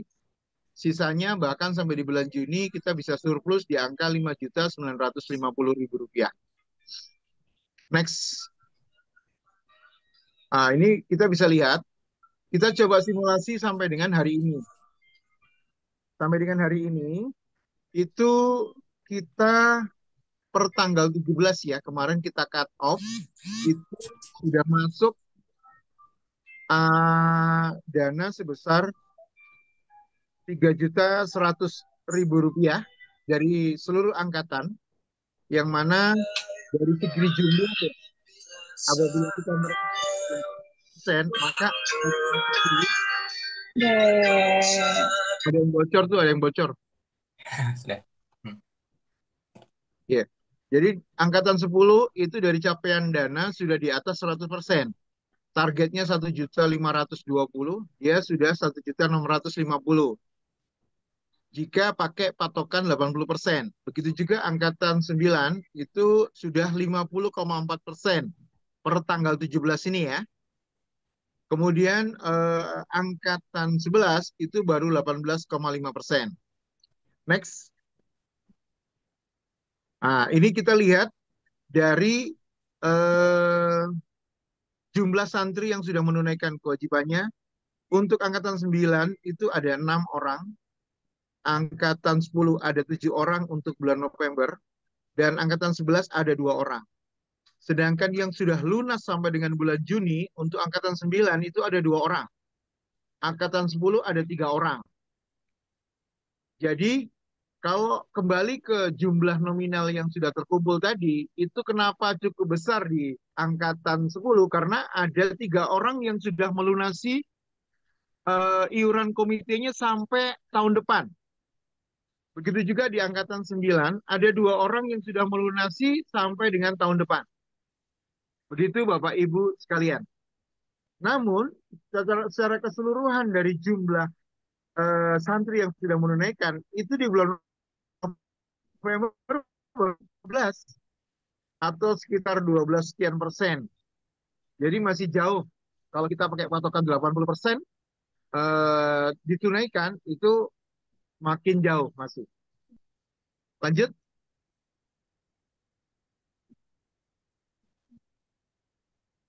Putus lagi dah.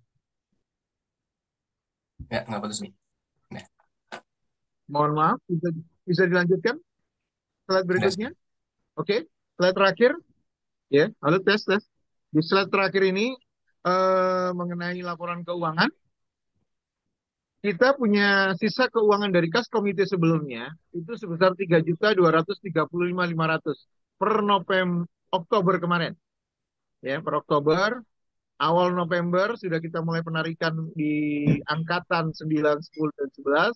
Sejumlah seperti yang sudah saya sampaikan di atas, 3.100 sekian. Maka kita punya kas memasukkan sebesar Rp6.335.500. Dan pengeluaran untuk kegiatan hari ini, gathering orang tua santri sebesar 270.000, sehingga kas kita masih ada Rp6.065.500. Next. Nah, ini adalah keuangan lainnya yang kemarin kita bersama-sama bertahun. Alhamdulillah, siang kita buka, sore kita close, terkumpul dana sebesar 1.150.000 dan kita sudah salurkan di tanggal 17 hari Jumat kemarin kepada yang bersangkutan. Next, terakhir.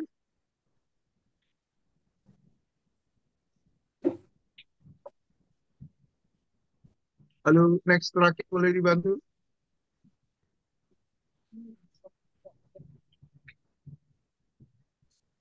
Boleh dibantu Pak? Slide terakhir. Ya, ya ini apa namanya dokumentasi. Kami sudah coba hubungi yang bersangkutan. Kebetulan sudah selesai proses pemakaman di kampung halamannya. Kemudian kita bisa silaturahim ke sana. Kami sampaikan salam dari Bapak Ibu sekalian, ikut berbelasungkawa dan sekaligus menyampaikan amanah yang sudah diberikan oleh Bapak Ibu sekalian. Demikian mungkin beberapa pemberitahuan atau informasi yang kami sampaikan terkait kekomitean. Kurang lebihnya kami mohon maaf dan kami sangat berharap peran serta Bapak Ibu sekalian. Tadi sudah saya sampaikan karena kendala sinyal presentasi ini di masing-masing grup yang ada. Mudah-mudahan ini bermanfaat menjadi atensi kita bersama agar kegiatan anak-anak kita yang ada di Geria Quran bisa berjalan dengan maksimal dan tentunya ini akan kembali ke kita sebagai selaku orang tuanya. Kurang lebihnya mohon maaf. Wabillahi taufik wal hidayah. Assalamualaikum warahmatullahi wabarakatuh. Waalaikumsalam. Waalaikumsalam warahmatullahi wabarakatuh. Ustaz Ibrahim Razak, ada tambahan? Oh iya, ada satu lagi tambahan. Ya. Ini pengumuman resmi sebenarnya dari kami untuk pada seluruh orang tua santri. Yang mana sebelumnya memang kita pernah memberikan arahan ya pada wali santri untuk boleh menitipkan handphone kepada ustadz ustazahnya di pesantren. Mengingat kali ini sudah masuk ke masa yang aman ya, sudah tidak ada COVID lagi. Jadi kita sudah tidak perlu ada pembelajaran online, sehingga handphone bagi anak-anak yang tinggal di Jabodetabek, khususnya buat Umi Abi yang akan menjenguk ya, yang akan menjenguk anak-anaknya yang akhwat, itu saya persilakan untuk mengambil saja kayak di anak-anaknya, khususnya yang di Jabodetabek ya. Itu boleh diambil handphonenya sehingga tidak perlu dititipkan kepada wali asrama. Karena memang sudah tidak ada keperluan yang lain untuk menghubungi Abi kan bisa melalui walinya, menghubungi juga bisa melalui walinya, jadi tidak perlu ada handphone anak-anak. Sehingga kami sudah menetapkan di wali santri semuanya bagi anak-anaknya yang tinggal di Jabodetabek tidak perlu untuk menitipkan handphone jadi disimpan di rumah, kecuali untuk anak-anak yang tinggal di jauh ya, di Bapak M sini, Pak M beliau tinggal di Boti, dan anak-anak lain yang tinggal di luar Jabodetabek itu tidak masalah, seandainya menitipkan handphonenya di wali asrama dan hanya digunakan ketika waktu-waktu tertentu yang memang ada uzur syar'i. Hal ini dikarenakan memang beberapa hari terakhir kami sempat kedapatan lagi ada beberapa santri yang memang ternyata membawa seperti itu. Dan mungkin orang tua tahunya bahwa ini memberikannya kepada wali asramanya, wali asramanya juga. Jadi sudah diselesaikan juga, sudah dikomunikasikan dengan orang tua juga. Jadi kalau kerjasama dengan ini, insya Allah tidak perlu ada wali asrama apabila anak ini tidak tinggal di tempat lain. Itu saja Abi Dami. Baik, terima kasih Ustaz Ibrahim Razak atas penyampaian penjelasan, dan terima kasih juga saya ucapkan kepada Profesor sebagai Ketua Komite Pesantren Profesor Quran.